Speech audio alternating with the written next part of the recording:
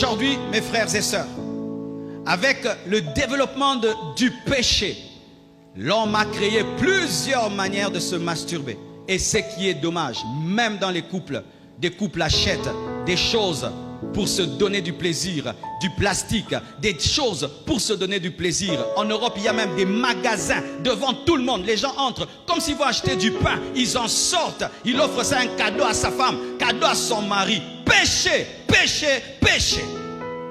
Lorsque tu offres de tels objets à ta femme, tu la pousses à se masturber. Et si elle peut se donner du plaisir avec du plastique, mais elle peut aussi sortir avec un homme. Si tu donnes des objets, et maintenant il y a même des poupées qu'on vend en Chine. Tu offres une poupée à ton mari, mais il peut sortir aussi avec une autre femme. Dans le mariage, tu peux t'habiller d'une certaine manière pour plaire à ton mari. Oui, tu peux changer ta lingerie pour le plaire, mais tu ne peux pas utiliser des objets. Mais maintenant, il y a même des célibataires qui achètent des objets, qui utilisent des objets. C'est le péché. C'est le péché. En soit dans le mariage, lorsqu'on a une intimité régulière, on attrape difficilement le cancer de la prostate, on attrape difficilement les crises cardiaques. Ce n'est pas la masturbation, mais c'est la bénédiction que Dieu a donnée. Vous comprenez ça? En soi, ce n'est pas la masturbation qui prévient. En soi, l'éjaculation régulière prévient contre le cancer de la prostate. Mais eux maintenant ils veulent couper ces plaisirs et cette sécrétion de l'acte avec une femme, avec un homme pour le dire. Tu peux le faire seul pour guérir ou pour prévenir quelque chose. Alors que Dieu dans le mariage a fait que pendant les conjoints ont du plaisir, il les guérit des maladies et il les protège aussi des maladies. Vous comprenez l'équilibre que je donne? C'est dire que Dieu n'a pas prévu dans un couple que les couples fassent 2 ans, 3 ans sans rien. C'est pourquoi il y a de telles maladies. Lorsqu'il y a régularité de l'intimité, il y a protection contre les crises cardiaques et contre le cancer de la prostate. Mais ce n'est pas qu'il faut se masturber. Là, tu as volé ce qui appartient au marié et ce qui se fait avec ton mari, avec ta femme, avec ton futur mari et ta future femme. Est-ce que vous comprenez ce que je viens de dire? Alléluia. Alors, frères, sachez que les animaux, les mammifères se masturbent. Donc lorsque tu es un homme et tu vis dans la masturbation, tu n'es pas différent d'un animal. Tu es comme un animal, comme un animal. Lorsque tu vois sur le plan biologique le corps de la femme et le corps de l'homme, tu vas voir que celui qui a créé la femme, c'est celui qui a créé l'homme. Celui qui a créé l'homme, c'est celui qui a créé la femme. Tu sens que ce sont 2 corps qui ont été faits pour fusionner, pas pour fonctionner, chacun se donnant du plaisir à gauche. Dieu a fait pour que l'homme se mélange à la femme. Mais quand maintenant toi tu décides de le faire seul, tu as corrigé Dieu, tu as corrigé le Créateur. Et quand tu corriges, tu vivras les conséquences. Je donne un exemple. Je te donne une voiture à essence et toi tu décides de mettre le mazout, tu auras des problèmes. Et lorsque Dieu crée la sexualité, c'est pour que les hommes et les femmes s'unissent dans le mariage. Mais toi tu décides de le faire seul, tu vas vivre des conséquences dans ton corps, dans ton âme, dans ton esprit et dans la société. Qu'est-ce qu'il y a maintenant? Les gens veulent tout filmer. Tout le monde est devenu acteur. Tout le monde travaille à Hollywood. Et ce qui est bizarre, même les gens dans le mariage commencent à filmer. Qu'est-ce que vous avez à filmer? Qu'est-ce que vous avez à filmer? C'est ta femme, c'est ton mari. Pourquoi vous filmez? Sachez que sur Internet, tout ce que tu supprimes n'est pas supprimé. Supprimer n'est pas supprimé. Tu peux supprimer dans ton téléphone et puis tu mets dans ta corbeille. Mais ta corbeille finit où? Elle finit dans la corbeille de quelqu'un qui n'est jamais supprimé. Parce qu'il y a celui qui a créé ça pour toi. Lui, il garde tout, il garde tout, il garde tout. Comment vous faites ça? Vous êtes des mariés et vous avez autant confiance à l'Internet comme si c'est créé par Dieu. Dieu est bon, lui il voit tout, il ne montre pas. Mais l'Internet trahit toujours. Arrêtez de le faire. Arrêtez d'imiter les païens. Arrêtez d'imiter le monde. Alléluia. Arrêtez d'imiter cela. Et des fois, mes frères, les gens, c'est parce que tu n'aimes plus ta femme. Et donc, qu'est-ce qui se passe? Il faut jouer de tels rôles. Et c'est là que Satan vient détruire vos couples. Combien d'enfants aujourd'hui ont quitté des écoles? Combien des enfants ont dû voyager? Parce que papa se balade sur Internet dans des vidéos bizarres. L'enfant ne peut même plus citer son nom de famille. Ne peut même plus citer son nom de famille. Et encore, voilà encore un problème. C'est que ceux qui doivent se toucher ne se touchent pas. Mais ceux qui ne doivent pas se toucher, se touchent tout le temps. Les mariés ne se touchent pas. Quelle est la dernière fois que tu as touché ta femme? Quelle est la dernière fois même que tu as donné un véritable bisou à ta femme? Vous voyez? Mais les célibataires ici, ils vont confesser. Parce que eux, ils font ce qui n'est pas eux. Vous, c'est permis, vous ne faites pas. Les autres, c'est interdit, ils font. C'est ça le diable. Le diable te pousse à faire quand tu ne dois pas faire. Et quand tu dois faire, il te dit ne fais pas. Ainsi, il te fait pécher dans le célibat et il t'embrouille dans les mariages. Si tu as ta femme à côté de toi, touche-la, touche-la. Fais-la un câlin au dos comme ça. Oh, ne soyez pas trop congolais. Oh oui. Vous savez quoi, mes frères? Une étude a été faite dans les homes des vieillards. Vous savez, l'une des plus grandes douleurs des vieillards dans les homes des vieillards n'est pas être touché. Oui, il y a des vieillards, il fait 10 ans, on ne le touche pas, on ne le touche pas. L'homme a été fait pour être touché. C'est pourquoi Dieu nous a donné la peau, pour sentir le soleil, le froid et sentir la main de quelqu'un. Et maintenant, dans les homes de vieillards, pas ici en Europe, on envoie des fois des gens pour soigner un peu. Et le vieillard, des fois, il mentent. J'ai mal ici. Ou on les touche, il est content. Mais non, c'est allé par là. On touche ici. Il est content, on l'a touché. Parce que l'être humain ressent l'amour par le toucher. Mais toi, tu es marié. Tu as le droit de faire ressentir à ta femme l'amour. C'est quand maintenant tu lui donnes des goûts. C'est quand maintenant tu ne la touches pas. Et c'est ce qui fait que le diable a gagné. Dans les fiançailles, il t'a fait pécher. Et dans le mariage, il t'empêche de jouir. Il t'a eu double fois. La Bible dit ceci. Celui qui ferme les yeux pour se livrer à des pensées perverses, celui qui se mord les lèvres a déjà consommé le mal. Dieu savait que les hommes allaient le faire. Acclamons la Bible. Quand tu es calme là en train de penser des choses, faire des choses dans la pensée pour Dieu, tu l'as consommé, tu l'as fait, il n'y a point de différence avec celui qui l'a fait physiquement. Pourquoi? Parce que dans l'Ancien Testament on disait ne fais pas, ne touche pas, mais dans le Nouveau Testament il est dit ne pense pas.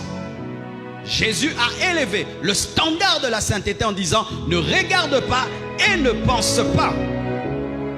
Et la masturbation psychique est très dangereuse parce qu'elle, on ne la voit pas. Elle est furtive et les gens y demeurent parce que la pensée, qui peut la sonder si ce n'est Dieu?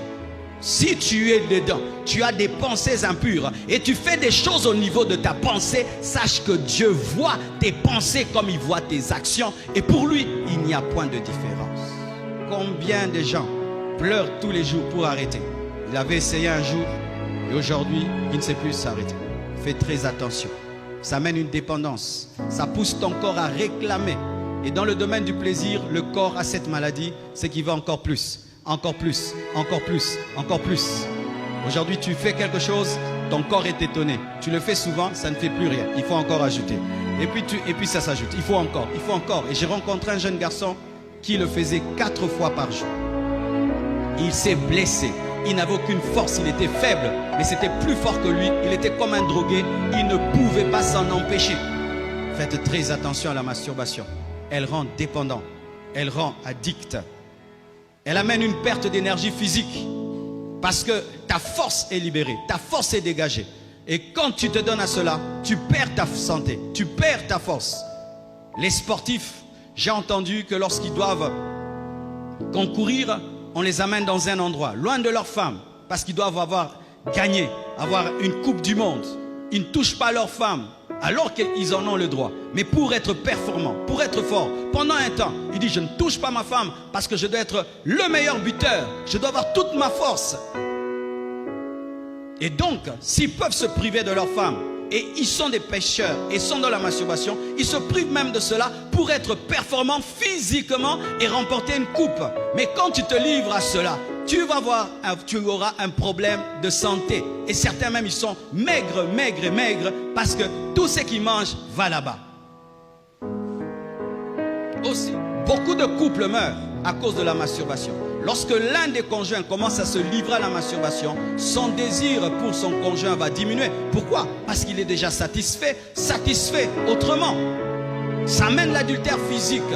Pourquoi? Parce que ce qui commence au niveau de la pensée, au niveau de la main, un jour, tu aimerais vraiment pratiquer totalement le péché. Ce qui fait que certains impudiques ont commencé par la pensée, et puis la main, et puis ont commis l'acte proprement dit.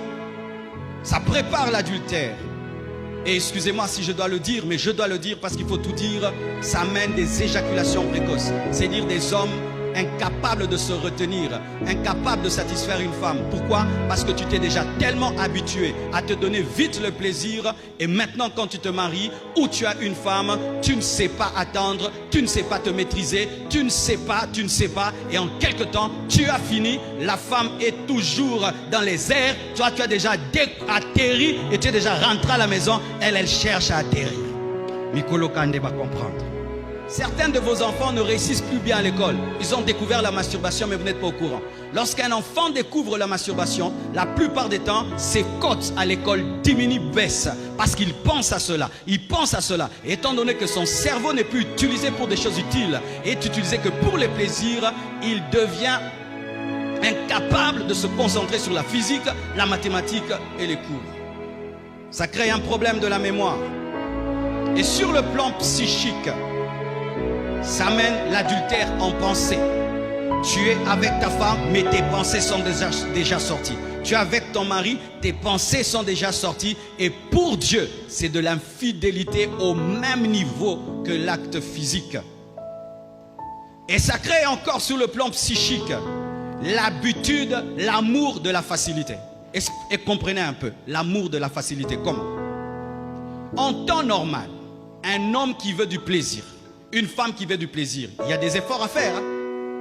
Ce qui fait qu'il y a des gens, c'est seulement quand il s'est marié qu'il a connu le plaisir sexuel parce qu'il ne s'est jamais masturbé, il n'a jamais connu une femme, c'est là qu'il a tout découvert. Mais ça coûtait quoi? Travailler son caractère, être un célibataire avec un bon caractère, corriger ses défauts pour plaire à une femme. 2, faire le pas vers une femme. Elle peut dire oui, elle peut dire non. Tu dis à une non, non, non, et puis une autre dit oui.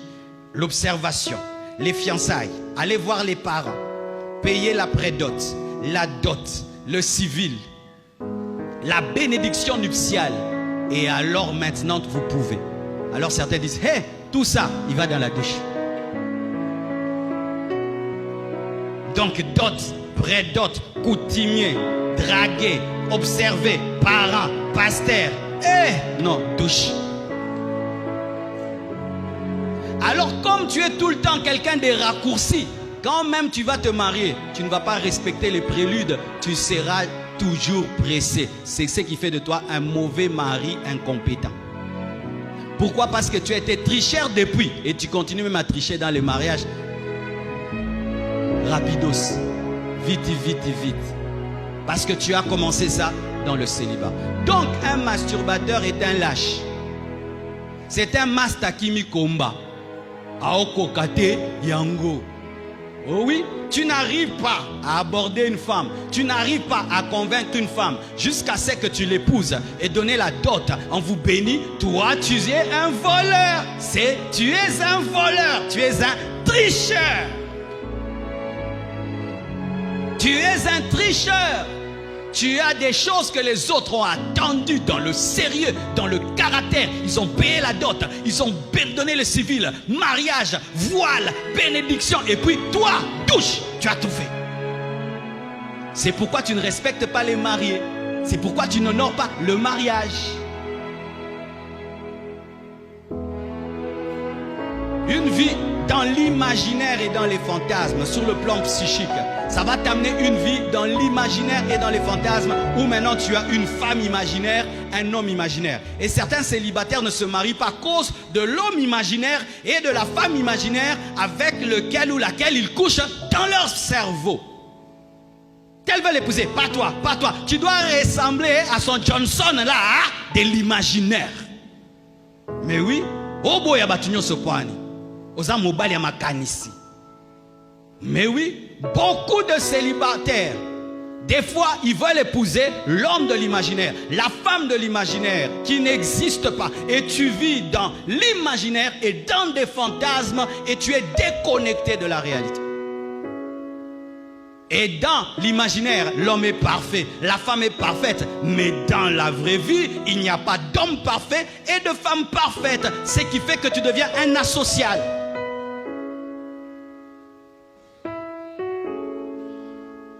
Le complexe d'infériorité sur le plan psychique. Oui, lorsqu'on fait des choses honteuses, tu peux bien t'habiller là, mais dedans tu te sens petit. Et ce garçon-là, j'avais remarqué, il ne me regardait pas, il regardait par terre. Parce que lui, quand il faisait ça, il pensait même à sa cousine, tu t'imagines. Il le fait 4 fois et il pense à sa cousine. Donc même s'il sort, il se lave, il se parfume, il s'habille, il se sent sale, il se sent petit. Ça crée un complexe d'infériorité. Vivre dans la sainteté, ça donne l'assurance. Tu n'as pas remarqué ça? Quand tu vis dans la sainteté, tu lèves comme ça, tu es vraiment comme ça. Oh bangate, alléluia. Quelqu'un peut venir ici. Nazo mona masumo zakimia. Mais si on amène un prophète ici qui voit, pas les téléphones, qui voit, ah, du coup, tu ne voudras pas que vos yeux se croisent et tu vas commencer à prier comme ça qu'il arrête. Qu'il arrête. Et si le dessin commence à venir vers toi, crise cardiaque. Complexe d'infériorité. On se sent petit. On vit dans la culpabilité. La culpabilité. La culpabilité, c'est ce qui fait que tu ne pries pas. Parce que ton cœur te reproche. Ton âme te reproche. Quand le diable veut détruire ta vie de prière, il t'attaque là-bas. Il sait, tu vas arrêter de prier. La culpabilité. Et on s'habitue à un plaisir de bas niveau. Parce que quand tu le fais seul, ce que tu vis là, c'est bas niveau. C'est seulement quand tu le fais avec quelqu'un d'autre dans le mariage qui est le plaisir est véritable. Même quand tu t'unis à une femme, un homme, en dehors du mariage, le plaisir est de bas niveau. Parce que vous le faites avec la culpabilité. Vous avez peur, vous avez peur, vous avez peur. Et ainsi quand on a peur, on n'est pas détendu. Et il n'est jamais total. C'est dans le mariage, avec ta femme, avec ton mari, que le plaisir est total. Dites amen, hein? Dites amen. Mais maintenant, quand tu le fais, tu t'habitues à quelque chose de bas niveau. Vous voyez comme les hommes, ils n'étaient pas mariés, ils s'habituaient au malewa. Malewa, tout le temps, ils mangeaient au malewa. Quand il va se marier, il aura toujours l'esprit de malewa. Ah, il y a des gens comme ça, même s'il est marié, malewa. Ah, si la femme tarde de te préparer, allez au malewa là, amenez-moi les riz du malewa, amenez-moi les pondus du malewa, papa malewa. Pourquoi? Il a trop mangé malewa, qu'il amène le malewa. Mais celui qui était avec ses parents, il attendait que maman finisse de cuisiner calmement jusqu'à ce qu'il va manger. Même quand il se marie, il va attendre que sa femme finisse pour manger parce qu'il a développé ça dans le célibat et il amène ça dans le mariage. Quand tu t'es habitué à un plaisir de bas niveau, tu vas te contenter de ça et c'est ce que tu vas amener dans ton mariage. Sachez que le mariage ne nous convertit pas, ne nous transforme pas. Le mariage, c'est la continuité de ce que tu es. Si tu es un mauvais célibataire, tu seras un mauvais marié. Si tu es un bon célibataire, tu seras un bon marié. Si tu développes des mauvaises habitudes pendant que tu es célibataire, quand tu vas te marier, ce sont ces habitudes que tu vas amener. Et alors, d'ailleurs, j'aimerais dire ceci, que le mariage ne délivre pas de l'impudicité. Il y a des gens qui pensent que s'ils se marient, seront délivrés de l'impudicité. Non, il y a des gens qui sont mariés, qui continuent à se masturber, Et donc ne pense pas que si tu te maries, ça finira. Ce qui arrête la masturbation, c'est Jésus, c'est la repentance et la foi. Si Jésus n'arrête pas ça, ce n'est pas une femme qui va arrêter ça.